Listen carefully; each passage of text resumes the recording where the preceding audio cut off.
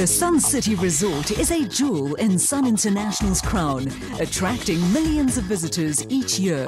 It is a lush green paradise surrounded by a spectacular mountain backdrop. Hello there and welcome to round 5 of the Donaldson Cross Country Championship taking place here at Sun City in Pilanesberg. We're expecting a weekend of absolutely top-notch racing. Things are still very tight, especially in Class A as well as the SP class, but it is still anyone's to win. All roads lead to Sun City and the championship could not be more competitive as Castrol Toyota and Ford Racing battle it out to take the outright lead in the SP class. Let's hear what they have to say. Yeah, I mean, that's what we're here for. You know, to win the individual races is great, and that's what we've got to do. But at the end of the day, we're out for the championship. So this is a critical turning point.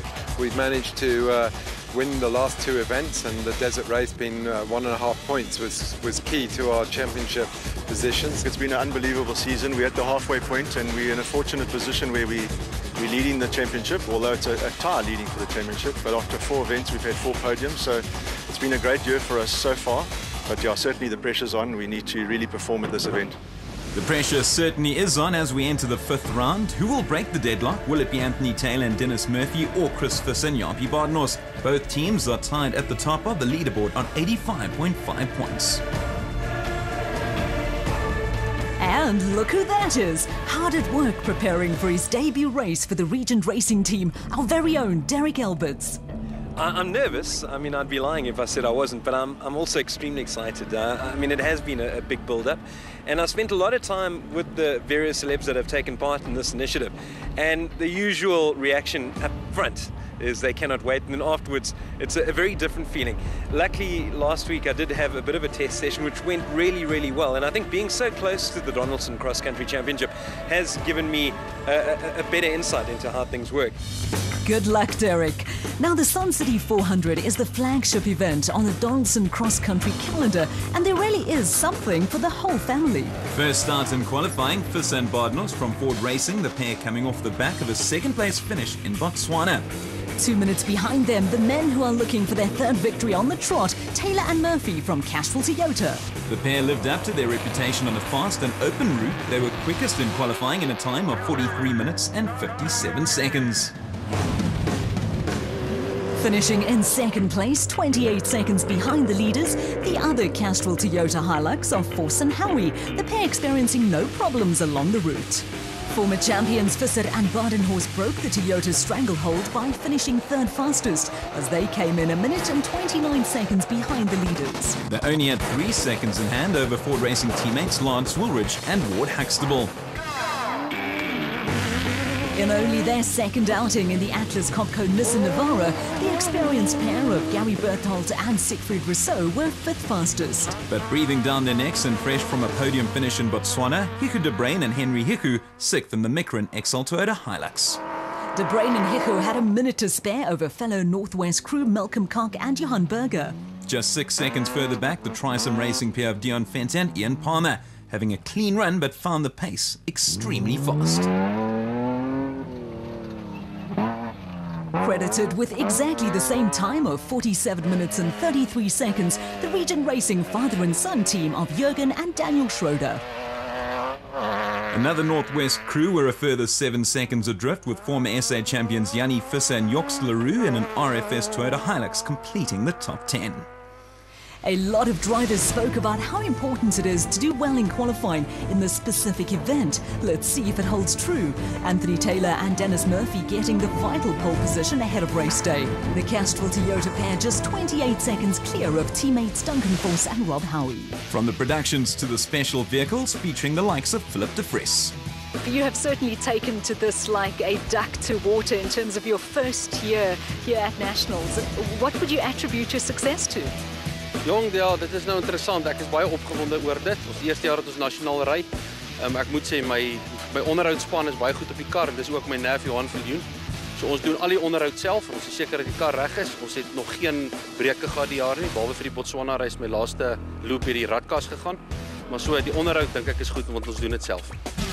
Just like the production vehicles, it's tight at the top of the special vehicle standings. Herman and Wichert Solwald from Elegant Fuel lead the field on 56.5 points, but they're just 2.5 points clear of Evan Hutchison and Dani Stassen.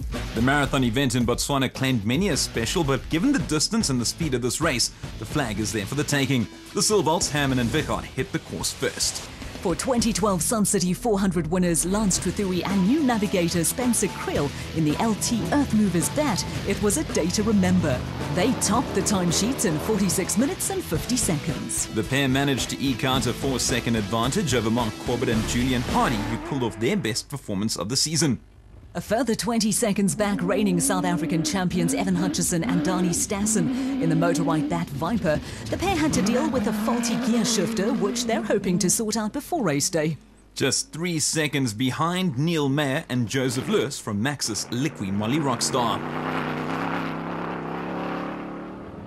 Colin Matthews had to say goodbye to his previous co-driver Alan Smith, but in came Rodney Burke for this race, and the duo were the quickest in Class P in their Century CR3. The closely bunched top 6 was completed by former SA champions Quinton and Kali Solwald in the Elegant Fuel Bat Venom.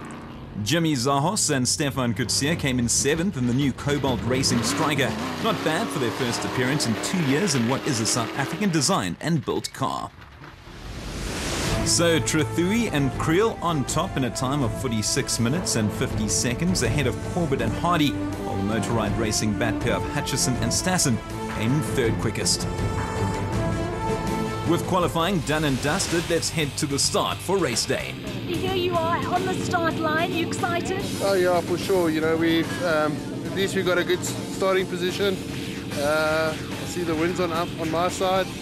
So I think the dust is going to be a big factor for the guys behind me. But yeah, just keep it clean, nice, and have a clean run. Dennis must just keep himself well on the notes and keep me on the road, and I think he'll be good. It's going to be a good race today. Everything's going to be fine. There's no wind this morning, so the dust can be a bit of a problem. But it's the same for everybody, so we just got to go and do our best. Confirmation of the start list, a Castrol Toyota 1-2 up front, with Taylor and Murphy leading the field ahead of Force and Howie. Visser and Badenhorst from Ford Racing will start in 3rd place. The race got off to a delayed start as safety precaution out on the course saw the route cut by 10 Ks. Taylor and Murphy finally got proceedings underway, looking to make the most of their 28-second lead over Foss and Howie. The Ford Racing Rangers not far behind them. After winning the Toyota Dealer Sugarbelt 400 and the Toyota Kalahari Botswana 1000 Desert Race, Taylor and Murphy are undoubtedly the men to watch in this extremely fast race in the Pilanesberg. Taylor finished 2nd here last year alongside Chris Birkin.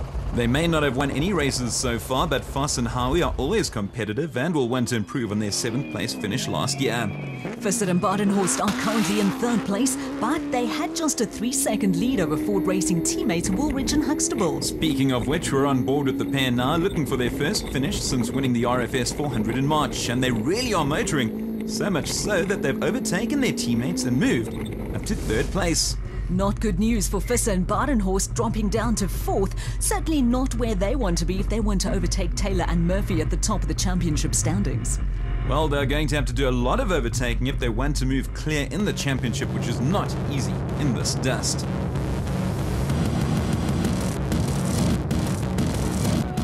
Currently lying in 5th place, Gary Berthold and Siegfried Rousseau from Atlas Copco, looking to make a statement for Nissan. The masters of consistency, Iku de Bruin and Henry Hicko in 6th place, although the driver has had to overcome an unfortunate tummy bug. The first of the specials and the first in Class A, the team from KwaZulu-Natal, Trethewey and Creel in their LT Earth Movers bat. Lance looking for his 2nd successive win in the Pilanesberg. Currently 2nd in the special vehicles and surrounded by dust, Mark Corbett and Julian Hardy from Century Racing. Confirmation as to just how dusty it is. Even the many fans are struggling, although I'm sure it's tougher in the car, albeit that Evan Hutchison and Dani Stassen from Motorrite are looking comfortable, 3rd in their class. Still early stages as we're inside the first 50 Ks. This is the leading Class P vehicle, Colin Matthews and Rodney Burke from Century Racing. There was heartbreak for Matthews in Botswana as he was forced to quit the race while leading on the final day. He'll be hoping the same fate doesn't befall him this time around. Tremendous driving as he overtakes the Maxus Liqui Moly team of Neil Mayer and Joseph Lewis. That's dropped Meyer and Lewis to 5th in the special vehicle category. The conditions make it almost impossible to overtake, but unfortunately for them, it didn't stop Matthews and Burke.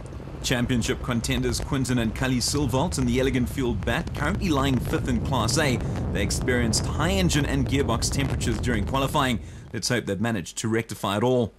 Well, the Koch & Sons Toyota Hilux of Malcolm Koch and Johan Berger experiencing life for the first time in the new V8, which Malcolm admitted was a huge challenge from the V6. On board with the Trisom Racing pair of Dion Fenter and Ian Palmer, they've just been overtaken by another pair of Elegant Fuel Silvalts, Hammond and Vickart. The Silvalts haven't stopped there. They've just flown past Jimmy Zaus and Stefan Kutsia from Cobalt Racing, pushing them up to 6th. Fenter and Palmer's Hilux left in the dust, but they remain 8th in the SP class. Zaus and Kutsia said the route was very rough first time out, and they needed to sort out small issues on the new car following qualifying. No issues for Hammond and Vickart. They're absolutely motoring and climbing places in the process. The first of the Regent Racing vehicles, Jürgen and Daniel Schroeder, in 9th place at the moment. Rounding off the top 10 in SP class, for now, Visser and LaRue in the RFS Toyota Hilux. Second in Class P and also from Century Racing, Guy Henley and Martin Hermida, Guy having taken over the driving duties from Ernest Corbett, who did qualifying. Right behind them, the Motorride Racing bat of Nick and Ryan Harper. The route is very narrow and we've got a long line of cars back to back. Next in line, Marius Ferry and Jaco van Aert in the PHB bat Spec 4. Well, they just keep on coming. Peter Ruthven and Rian Gulpa from Rubicon Racing. There really is nothing to choose between these vehicles, even though the route is so fast.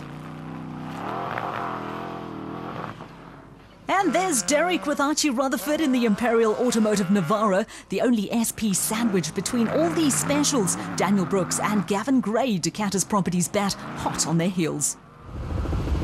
I really had no idea how close they were. So after the first 50 kilometers, the Castrol Toyota crew of Taylor and Murphy holding onto their lead ahead of teammates Foss and Howie. Woolridge and Huxtable have taken over 3rd place from their Ford Racing teammates Visser and Badenhorst. In the special vehicle category, Trethuri and Creel are still in front, followed by Corbett and Hardy from Century Racing. Back with our leaders, Anthony Taylor and Dennis Murphy. We're at the 140-kilometer mark as we approach the DSP. While they are in front, their lead has been cut significantly. Right behind them, teammates Duncan Foss and Rob Howie. Now remember, these two started the day 28 seconds adrift, and that's definitely not the case now. Some superb driving from the pair as they have the front runners in their sights, and we certainly have a race on our hands. That we most certainly do. Still in 3rd place, Woolridge and Huxtable in the Ford Racing Ranger. The men they overtook earlier, teammates Visser and Badenhorst, holding on to 4th position. They actually finished 4th here last year. The baby blue Nissan Navara of Gary Bertholt and Siegfried Rousseau of Atlas Copco in 5th position. It's only their 2nd race in the car. Gary and I actually had a bet as to who would finish ahead of who. Sad to say he's well ahead of Archie and I. Motoring along as the leading special vehicle, Trethuri and Creel in their bat Spec 2. The pair look well on course to secure back-to-back wins in the Sun City 400. Two Century Racing vehicles currently locked in battle. We're on board with Matthews and Burke, who are gaining ground on Corbett and Hardy. And there they go, overtaking the pair to move into 2nd place in the specials, although they are 1st in Class P. It means that Corbett and Hardy have now dropped down to 3rd. It certainly has been brilliant action from the two Century Racing teams. It proves once again why this is the marquee event on the Donaldson Cross Country Championship calendar.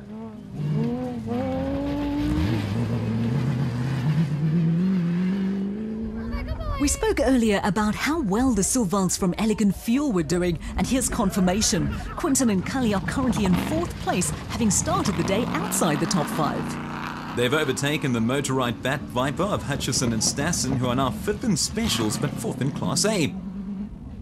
From one group of Silvalts to the other, also gaining positions, is the striker of Herman and Vickart. 6th place overall for them in the specials, meaning they've made up 2 positions since the morning. Well, it doesn't look good for the Toyota Hilux of Malcolm Koch and Johan Berger. Remember, they're in a brand new V8. Let's see what happened. Front prop shaft broke. So early in the race. Yeah, so early. Bad luck. Do you think you can fix it? Yeah, we're trying to. Try. We're going to find out if they have one now. Doing two-wheel drive for the rest now, just to finish the first loop. Let's hope that they make it back. Also,